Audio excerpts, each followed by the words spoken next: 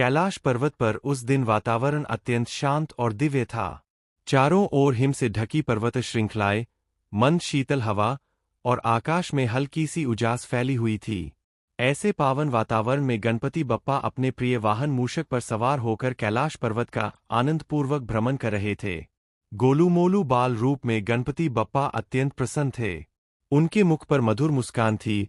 एक हाथ आशीर्वाद मुद्रा में था और दूसरा मूषक की पीठ पर संतुलन बनाए हुए था।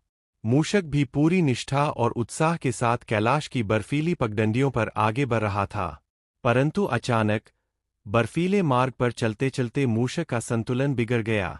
उसके पैर फिसले और वह स्वयं को संभाल न सका।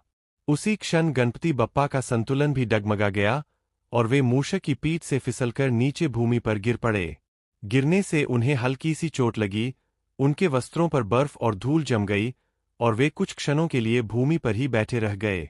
फिर भी उनके चेहरे पर कोई भय नहीं था, केवल मासूम सा आश्चर्य और शांति थी। उसी समय आकाश मार्ग में एक दिव्य दृश्य घटित हो रहा था। चंद्र भगवान अपने 3 सुंदर सफेद घोड़ों के रथ पर सवार होकर आकाश में विचरण कर रहे थे। चांदनी उनके रथ से फैल रही थी और पूरा कैलाश पर्वत उस शीतल प्रकाश से नहाया हुआ प्रतीत हो रहा था। जाते जाते अचानक चंद्र भगवान की दृष्टि नीचे भूमि पर गिरे हुए गणपति बप्पा पर पड़ी। यह दृश्य उनके लिए अप्रत्याशित था। चंद्र भगवान ने तुरंत अपने रथ को रोका और नीचे कैलाश की पवित्र भूमि पर उतर आए। जब उन्होंने गणपति बप्पा को इस अवस्था में देखा, तो यह दृश्य उन्हें एक दिव्य लीला जैसा प्रतीत हुआ। उसी क्षण चंद्र भगवान जोर जोर से हंसने लगे।